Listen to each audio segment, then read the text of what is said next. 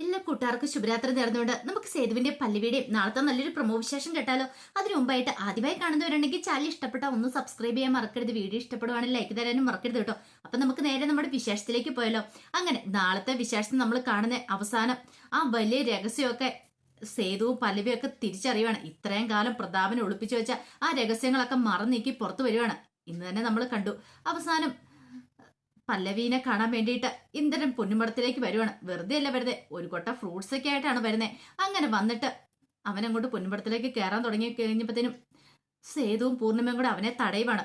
പെട്ടെന്ന് സേതുവിനോട് പൂർണിമയോട് ആയിട്ട് പറഞ്ഞു, അതെ എനിക്ക് എന്റെ ഭാര്യയെ കാണണമെന്ന് ആഗ്രഹമില്ലേ? അവളുടെ കൈ വയ്യാതിരിക്കുമല്ലേ? ഈ സമയത്ത് ഞാനല്ലാതെ പിന്നെ ആരാ അവളെ ശുശ്രൂഷിക്കുന്നേ എന്നൊക്കെ ചോദിക്കുക.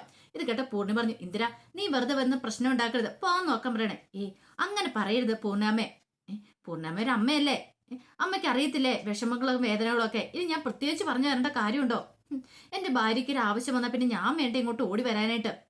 എന്നിട്ട് ഒരു വാക്ക് പോലും എന്നോട് പറഞ്ഞില്ല. പക്ഷെ അറിഞ്ഞു കഴിയുമ്പോ വന്ന് നോക്കേണ്ട മര്യാദ എനിക്കില്ലേന്ന് ചോദിക്കുക. ഇത് കേട്ടതും പൂർണ്ണിമയ്ക്ക് മനസ്സിലായി ഇവൻ ഒരു നടക്കൊന്നും പോകുന്ന ലക്ഷണം കാണുന്നില്ലെന്ന്. സേതു ആകെപ്പാടെ സമനില തെറ്റിയപോലെ നിൽക്കുക. അല്ലെങ്കിൽ തന്നെ സ്വാതിയോട് ചെയ്ത കാര്യം ഓർത്തിട്ട് സേതുവിന്റെ നിയന്ത്രണം വിട്ടു നിൽക്കുന്ന ഒരു അവസ്ഥയായിരുന്നു. അതുപോലെ തന്നെ പൂർണ്ണിമയുടെ മനസ്സിലും ഉണ്ടായിരുന്നു സ്വാതിയോട് ഇന്ദ്രൻ ചെയ്ത എന്താന്നൊക്കെയുള്ളേ. അതൊക്കെ മനസ്സിലിരിക്കുമല്ലേ. ഈ സമയം പൂർണ്ണിമ പറഞ്ഞു, മര്യാദയ്ക്ക് നീ ഇറങ്ങി പോകുന്നുണ്ടോ അല്ലയോ എന്ന് ചോദിക്കണം. അങ്ങനെ ഞാൻ അങ്ങോട്ട് ഇറങ്ങി പോകുന്നില്ല. ദേ പോലീസിനെ വിളിക്കുമെന്ന് അറിയാം. പോലീസിനെ വിളിച്ചോ? പോലീസ് വരുമ്പോ ഞാൻ പറയും എന്റെ ഭാര്യനെ കാണാനായിട്ട് ഞാൻ വന്നാന്ന്. എങ്ങനെയുണ്ട്? അതെ ഒരു കാര്യം ചെയ്യാം, പൂർണ്ണിമ തൽക്കാലം അവിടെ നിൽക്കുക, ഞാൻ വിളിക്കട്ടെ എന്ന് പറയണം. പിന്നീട് ഇന്ദ്രൻ അവിടെ വന്നിട്ട് പല്ലിന്ന് വിളിക്കുവാണ്. ഇത് കേട്ടപ്പോൾ അകത്ത് ഇന്ദ്രന്റെ ശബ്ദം കേട്ടു. അല്ല, പുറത്ത് ഇന്ദ്രന്റെ ശബ്ദം കേട്ട് കഴിഞ്ഞപ്പോഴത്തേനും പല്ലവി അകത്തുനിന്ന് പുറത്തേക്ക് ഇറങ്ങി വരുവാണ്. ഇന്ദ്രനെ കണ്ടത് ഒരു നിമിഷം പല്ലവി ഒന്ന് ഞെട്ടി. പിന്നീട് താൻ എന്താ എവിടെയെന്ന് ചോദിക്കുക. അയ്യോ താനെന്നോ? ഞാൻ നിന്റെ കഴുത്തിൽ താലി ആർത്തിയല്ലേ, നിന്റെ ഭർത്താവല്ലേ, ഇങ്ങനെയൊക്കെയാണ് വിളിക്കുന്നത്, ഇന്ദ്രേട്ടാന്ന് വിളിക്കേണ്ടതെന്ന് ചോദിക്കാം. അതെ ഇന്ദ്ര വെറുതെ പ്രശ്നം ഉണ്ടാക്കാണ് നീ നിൽക്കരുത്, പോകാൻ പറയണ. നീ എന്ത് ധൈര്യത്തിൽ ഇങ്ങോട്ട് വന്നേന്ന് ചോദിക്കാം. അയ്യോ നിനക്ക് എന്തെങ്കിലും പറ്റിയ പിന്നെ എനിക്ക് സഹിക്കോ, കൈക്ക് ഒത്തിരി പറ്റിയോ മോളെ? അയ്യോ നമുക്കൊരു കാര്യം ചെയ്തല്ലോ, വേറെ വല്ല ഹോസ്പിറ്റലിലേക്കും പോയാലോ എന്നൊക്കെ പറയണം. അത് കേട്ടതും പല്ലവി പറഞ്ഞു, ഒരു കാര്യം ഞാൻ പറഞ്ഞേക്കാം, മര്യാദക്ക് നിങ്ങൾ പോകുന്ന നല്ലതെന്ന് പറയാം. അങ്ങനെ എങ്ങനെ പോന്നേ? അങ്ങനെ എങ്ങനെ ശരിയാവും? ഇങ്ങ് നോക്ക്, മോൾക്ക് വേണ്ടിയിട്ട് ഞാൻ ഈ ഫ്രൂട്ട്സ് എല്ലാം കൊണ്ടുവന്ന. ഈ സമയത്ത് ദേഹരക്ഷയൊക്കെ ചെയ്യണ്ടേ? ഇങ്ങോട്ട് നോക്ക്, മഞ്ഞ തണ്ണിമത്തനം കൊണ്ടുവന്നേക്കുന്ന കണ്ടോന്ന് പറയാണ്. ഇത് നിറച്ച് ഫ്രൂട്ട്സാ, ഓറഞ്ച് ആപ്പിള് എല്ലാം ഉണ്ട്. വെറുതെ ഇരിക്കുന്ന സമയത്ത് കഴിച്ചോണ്ടിരിക്കാലോ. ഇത്രയൊക്കെയല്ലേ ഇന്ദ്രേട്ടന് ചെയ്യാൻ പറ്റുള്ളൂ. എന്നിട്ട് എന്താ മോളെ ഒരു സ്നേഹം ഇല്ലാതെ ഇങ്ങനെ എന്നോട് പെരുമാറുന്നതെന്ന് ചോദിക്കാം. ഇത് കേട്ട് കഴിഞ്ഞപ്പോഴത്തേനും പലരും ഇറങ്ങി പോകുന്നുണ്ടോ അല്ലെ നിങ്ങളുടെ കാരണത്തെ ഞാൻ അടിക്കുമെന്ന് പറയണം. അങ്ങനെ പറയരുത്, ഇത് പിടിക്കും മോളെന്ന് പറയണം. പെട്ടെന്ന് പല്ലവിക്ക് ദേഷ്യം വന്നിട്ട് അതിനകത്ത് ആ തണ്ണിമത്തങ്ങ എടുത്തിട്ട് അയക്കിട്ട് എറിയാൻ തുടങ്ങുവാണ്. പെട്ടെന്ന് ഇന്ദ്രൻ അങ്ങോട്ട് മാറിയതുകൊണ്ട് ദേഹത്ത് കൊണ്ടില്ല. അയ്യോ മോളെ എറിയല്ലേ മോളെ എന്ന് പറയണം. ഇത്ര സമയമൊക്കെ സേതു കടിച്ചു പിടിച്ചു തന്നു. സേതു അങ്ങോട്ട് എന്നിട്ട് അവന്റെ കോളറിനെ അങ്ങോട്ട് കുത്തിപ്പിടിച്ചു. ഇറങ്ങടാ നിന്റെ ഫ്രൂട്ട്സും ആയിട്ടെന്ന് പറയണം. ഇത് കേട്ട് കഴിഞ്ഞപ്പം ഇന്ദ്രൻ പറഞ്ഞു, അയ്യോ എന്നെ ഇറക്കി വിടലെന്ന് പറയണേ. ഇറക്കി വിടണമെന്ന് വേണ്ടെന്ന് ഞാൻ തീരുമാനിക്കാം, 2 എണ്ണം ഇട്ട് കൊടുക്കണം, മര്യാദയ്ക്ക് ഇറങ്ങി പൊക്കോണെന്ന് പറയണം. ആ സമയം ഇന്ദ്രൻ പറഞ്ഞു, അയ്യോ പല്ലവി ഇങ്ങനെയൊന്നും പറയില്ലെന്ന് പറ. ഇതേ ചേട്ടനെ ഇറക്കി വിടുന്ന കണ്ടോ, ചേട്ടനെ തിരിച്ചു വിളിക്കാൻ പറയണം. നാണം കെട്ടാൻ കയറി വന്നിരിക്കുന്നു, എത്ര കിട്ടിയാലും നാണമില്ല എന്റെ ദൈവമേന്ന് പറയണം. ഈ സമയം സേതു പറഞ്ഞു, മര്യാദയ്ക്ക് ഇറങ്ങിപ്പോക്കണം, മേലാല് ഈ പടി കിടന്നിട്ട് നിന്റെ മുട്ടുകാല് തല്ലി അടിക്കും.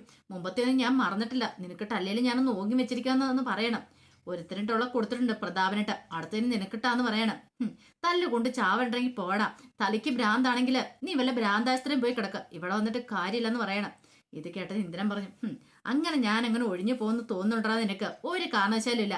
ഞാൻ ഒഴിഞ്ഞു പോയിട്ട് നിനക്ക് ഇവിടെ സ്വന്തമാക്കാന്ന് ഓർത്തിരിക്കുമായിരിക്കില്ലേ? അതിന് വെച്ച വെള്ളം അങ്ങോട്ട് വാങ്ങി വെച്ചാലേ. എന്റെ കയ്യിൽ നിന്ന് ഒരിക്കലും ഇവൾക്ക് ഡിവോഴ്സ് കിട്ടാൻ പോകുന്നില്ലടാ. ഈ ഇന്ദ്രൻ ആരെന്ന് ശരിക്കും അറിയാൻ പോകുന്നുള്ളൂ, ഇന്ദ്രന് നിന്നെയൊക്കെ കളി പഠിപ്പിക്കാൻ പോകുന്നുള്ളൂ എന്ന് വെല്ലുവിളിക്കുകയാണ് ഇന്ദ്രൻ. ഇത്ര സമയം അവനിങ്ങനെ പമ്മി കൂടി ഇരിക്കുമായിരുന്നു. പിന്നീട് ഇന്ദ്രൻ വെല്ലുവിളി തുടങ്ങി. സമയം സേതു പറഞ്ഞു, നിന്നെ എന്ന് ഞാനെന്ന് പറഞ്ഞു എന്നപ്പോഴത്തേനും പെട്ടെന്ന് തന്നെ ഇന്ദ്രൻ ബൈക്ക് സ്റ്റാർട്ട് ചെയ്ത് പോവാണ്. പിന്നീട് സേതു അങ്ങോട്ട് കയറി വന്നിട്ട് ചോദിച്ചു, നീ പേടിച്ചോ പല്ലവിന്ന് ചോദിക്കണം. ഞാനെന്തിനാ പേടിക്കണേ? അത് പൊന്നുമടത്തിൽ അയാൾ കയറി വരുമ്പോൾ എനിക്ക് പേടിക്കേണ്ട കാര്യമില്ല, ഞാനിവിടെ സുരക്ഷിതയാന്നുള്ള കാര്യം എനിക്ക് അറിയാമെന്ന് പറയാം. ഇത് കേട്ടൻ പൂർണ്ണിമ പറഞ്ഞു, അവനെ സൂക്ഷിക്കണം, അവനൊരു വല്ലാത്തവനാണ്, അവൻ്റെ ചതിയനാണ്, ഒരു കാരണവശാലും അവനെ വെറുതെ വിടലെന്നൊക്കെ പറയാണ്. അവൻ മിക്കവാറും ഇനിയും വരും, മോളെ ശല്യം ചെയ്യാൻ വരുമെന്ന് പറയണം. ഇത് കേട്ട് കഴിഞ്ഞപ്പോഴത്തേനും പല്ലവി പറഞ്ഞു, അത് ശരിയാ, എനിക്ക് അങ്ങനെയൊക്കെ തോന്നുന്നുണ്ടെന്ന് പറയണം. അങ്ങനെയാണെങ്കിൽ ഒരു കാരണവശാലും ഇനി വെറുതെ വിടല എങ്ങനെയൊക്കെ പറയണം. അങ്ങനെ അവരകത്തേക്ക് കയറി പോവാണ്. പിന്നീട് പല്ലവീനെയും കൊണ്ട് സേതു പുറത്തേക്ക് പോകുന്നുണ്ട്. അങ്ങനെ പുറത്തു പോയി അവർ സംസാരിക്കണം. അപ്പൊ പാറുവിനെ കുറിച്ചൊക്കെ പറഞ്ഞുകൊണ്ട് ഇങ്ങനെ ഇരിക്കുകയാണ്. പാറുവിനെ കുറിച്ചൊക്കെ ഇങ്ങനെ പറഞ്ഞ് സംസാരിച്ചുകൊണ്ടിരിക്കുന്ന സമയത്ത് പെട്ടെന്ന് ഒരു കാർ ചീറിപ്പാഞ്ഞ് അങ്ങോട്ടേക്ക് വരുവാണ്.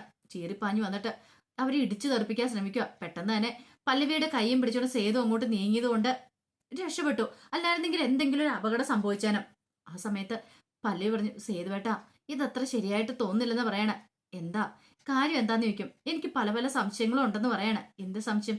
അല്ല, പ്രതാപനായിരിക്കും ഇപ്പൊ ഇതിന്റെ പിന്നില് നമ്മളെ മിക്കവാറും ഇടിച്ചു തെറിപ്പിക്കാനായിട്ട് മിക്കവാറും ആളെ വിട്ടാണോന്ന് എനിക്ക് സംശയമുണ്ട്. പ്രതാപന് മുമ്പ് എനിക്ക് സംശയം ഉണ്ടായിരുന്നു. അവൻ ചെയ്ത ഓരോ പ്രവൃത്തികളും വെച്ച് നോക്കുമ്പോ എനിക്ക് എന്തൊക്കെയോ ചില പന്തികേടുകളൊക്കെ തോന്നുന്നുണ്ടെന്ന് പറയണ. എന്താ പല്ലവി, എന്താ കാര്യം? വീട്ടിൽ വെച്ച് പറയാൻ മടിയായിട്ടാ ഞാൻ സേതുവേട്ടനെ കൂടി ഇങ്ങോട്ടേക്ക് വന്നേ. ഇപ്പൊ തന്നെ ഇന്ദ്രൻ വീട്ടിൽ കയറുമെന്ന് വെല്ലുവിളിച്ചില്ലേ? ഇതിനെല്ലാം പിന്നില് പ്രതാപനുണ്ടെന്ന് തോന്നേ. പ്രതാപനും ഇന്ദ്രൻ ചേർന്ന് ഇപ്പോഴത്തെ നാടകം കളിച്ചോണ്ടിരിക്കുന്നേ. പക്ഷേങ്കില് ഈ പ്രതാപന് പൊന്നും പണം കൈക്കലാക്കാൻ ശ്രമിക്കുന്നുണ്ടെങ്കിൽ, അല്ലെങ്കിൽ പൂർണിമ ടെക്സ്റ്റൈൽസ് സ്വന്തമാക്കാൻ ശ്രമിക്കുന്നുണ്ടെങ്കിൽ അയാൾ മുൻപേ തന്നെ ഇതിന് ശ്രമിച്ചിട്ടുണ്ടായിരിക്കണം. ഇത് കേട്ടോ സേതു എനിക്കൊന്നും മനസ്സിലായില്ല.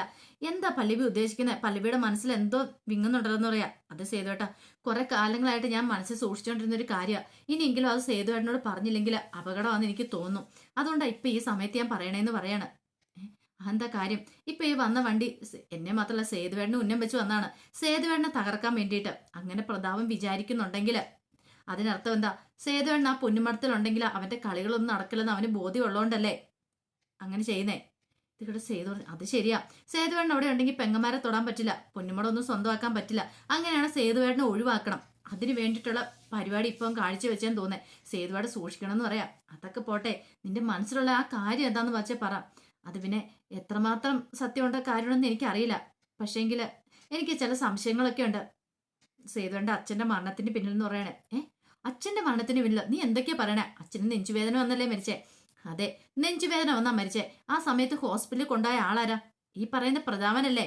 അന്ന് സേതുവേട്ടനായിട്ട് വഴക്കുണ്ടായി കഴിഞ്ഞ ശേഷം പ്രതാപന്റെ കാറി കയറ്റി, അല്ല അന്ന് പ്രതാപനല്ലായിരുന്നു കൂടെ ഉണ്ടായിരുന്ന അച്ഛൻ്റെ കൂടെ. അതെ പ്രതാപനായിരുന്നു. ഹോസ്പിറ്റലിലേക്ക് ഉണ്ടായതും അയാളല്ലേന്ന് ചോദിക്കണം. അതെ, അയാൾ തന്നെയോ ഹോസ്പിറ്റലിലേക്ക് ഉണ്ടായത്. അന്ന് സേതുവേട്ടൻ ഓർക്കുന്നുണ്ട്, പൂർണ്ണിമയ്ക്ക് വയ്യാതെ പൂർണ്ണിമനെ ഹോസ്പിറ്റലിൽ അഡ്മിറ്റ് ചെയ്ത ദിവസം. അന്ന് ഞാൻ അവിടെ നിന്ന സമയത്ത് ഒരു കാഴ്ച കണ്ടായിരുന്നു. അന്ന് പ്രതാപന് ആ ഡോക്ടർക്ക് കൊണ്ട് പൈസ കൊടുക്കുന്നത്, അതായത് അച്ഛനെ നോക്കി ആ ഡോക്ടർക്ക് കുറച്ച് പൈസ കൊണ്ടേ കൊടുക്കുന്ന കണ്ടായിരുന്നു എന്ന് പറയാണ്. ഇത് കേട്ട സേതു പറഞ്ഞു, അത് എന്തിനു വേണ്ടിയായിരിക്കും എന്ന് ചോദിക്കുകയാണ്. അതാ എനിക്ക് മനസ്സിലാകാത്ത. എന്തിനു വേണ്ടിയായിരിക്കും പ്രതാപൻ അങ്ങനെ പണം കൊണ്ടേ കൊടുത്തിട്ടുണ്ടായിരിക്കുക?